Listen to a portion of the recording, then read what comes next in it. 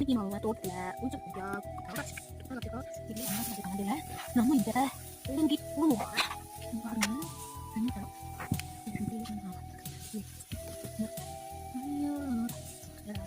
பாருங்க தின்னாடி இருக்கு அப்புறம் நம்ம தோட்டத்தை வச்சுக்காங்க போயிருக்கு வச்சுட்டு அப்படியே வந்து பூச்சி போட்டு கட்ட பொருள் பேசுகிறேன் பொருளாத காரணம் எடுத்து செய்யலாம் அப்படியே ஒரு வாயில் உங்களுக்கு பிடிச்சிருந்தா லைக் பண்ணி ஷேர் பண்ணி சப்ஸ்கிரைப் பண்ணி பாய்.